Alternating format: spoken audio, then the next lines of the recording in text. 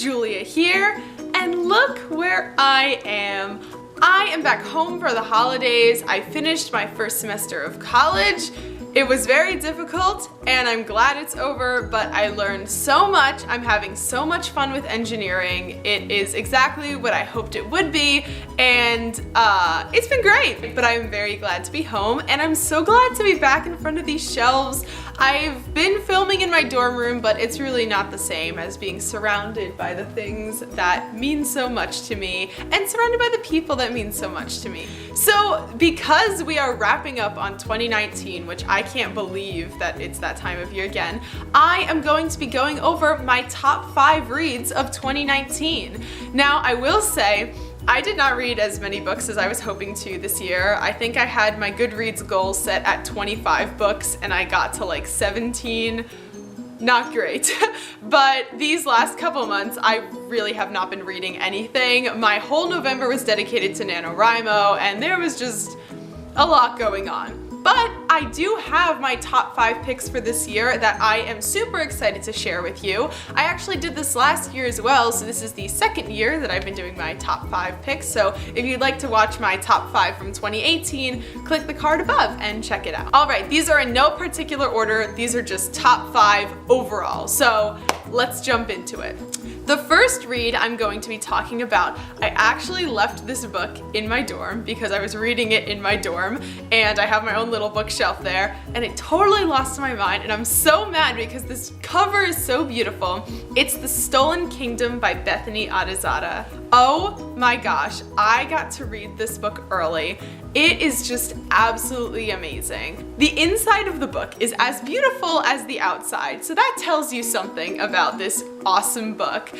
It's basically a retelling of Aladdin. It's super engaging. Her writing style is absolutely beautiful. I wrote about this in my review for the book, but I always get a little nervous with retellings because you're never sure how much of the story the author is gonna recycle, and sometimes they recycle too much, sometimes they recycle not enough, but Bethany really got a good foundation for the story from the original source material, but she added so much more to it that it's like revisiting the story and reading a new story for the first time.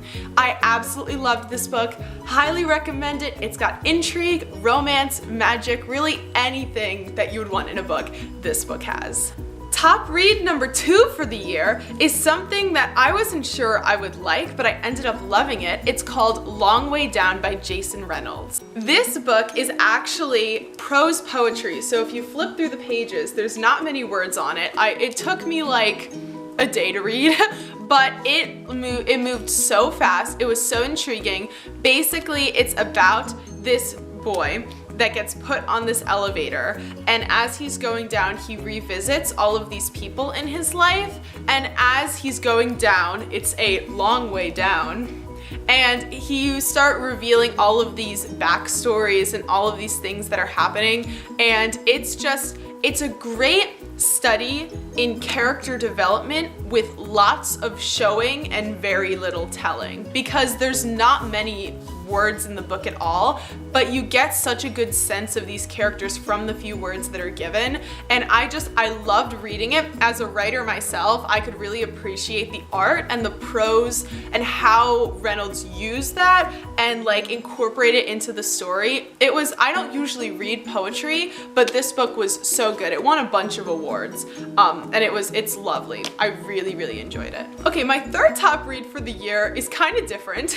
I don't usually read these types of books, but I actually read an official Star Wars book that was recommended to me by a friend. So this isn't fan fiction, this is a published book that's in the Star Wars canon. It's called Phasma by Delilah S. Dawson.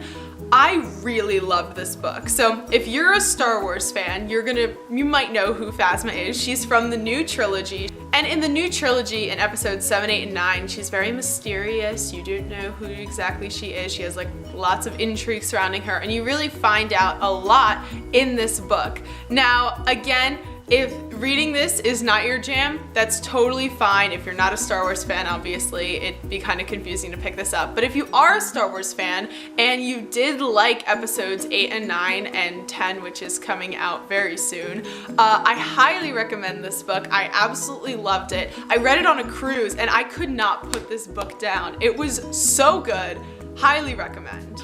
All right, for my fourth pick, oh my gosh, it is Aurora Rising by Amy Kaufman and Jay Kristoff. And if any of you follow me on Instagram, you'll know that like I freaked out about this book for months, okay? I was so excited for this book. Amy Kaufman and Jay Kristoff also wrote the Illuminate trilogy, which I think you might be able to see. It's down here, but I absolutely love their writing style and how they like merge their voices together, and I was so excited for Aurora Rising, and it met all my expectations. I worked for months to get an arc of this book, and I was able to write an advanced review on my blog. It was everything I could have wished for and more. So it mainly follows this core group, this squadron, and it starts with this kid named Tyler, and he is top of the ranks. He is gonna be able to choose the best squad. He is like first pick. The night before he's supposed to choose his best squadron, he goes out on a little rogue mission and he finds this mysterious girl, Aurora. And by the time he gets back to the base, there's a lot of stuff that happens between then and there, but he basically missed the entire ceremony and he gets the bottom of the barrel picks. So now there's this mysterious girl, Aurora, who's here, and not only does Tyler not know what to do with that, he doesn't know what to do with like the last pick people that he could possibly get. And there's a story behind each of these people in the squad of why they were last pick. They each have their own mysterious backstory and they have to come together, but despite their differences, to kind of figure out what's going on. There's so much intrigue. The cover is beautiful. I love everything about this book. The sequel, Aurora Burning, is coming out soon. I cannot wait. I will read anything that Amy Kaufman and Jay Kristoff write together because they are just like writer match made in heaven. And last but not least, my fifth top pick of the year is Our Year of Maybe by Rachel Lynn Solomon.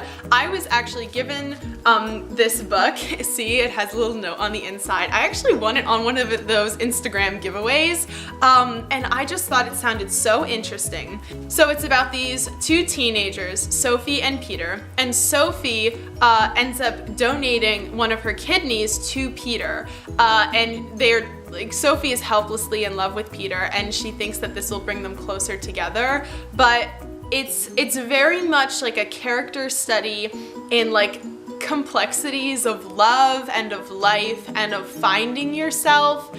I don't want to give too much away because honestly it's beautifully written, it's a beautiful story, and your heart feels so full after reading this book. Like, I haven't read a book, usually like romances and things like this I feel like kind of light and they like kind of stay on the lighter, cheesier side, and this book is not afraid to get deep. It's not afraid to make you feel things, and I cannot recommend this book enough. I love it so much. It was really, really beautiful. So if you're looking for something a little more deeper, something a little more, like I said, it's gonna make you feel things, but highly recommend. So definitely fifth pick of the year. And that's my top 5 picks for the year. I read some amazing other stories, but these 5 definitely stood out for one reason or another. I have so many books on my TBR list for 2020, and I cannot wait to see what the reading world has in store for me. Do you have your top reading picks for the year? Let me know in the comments below. I'd love to hear them. Thank you for stopping by. Bye!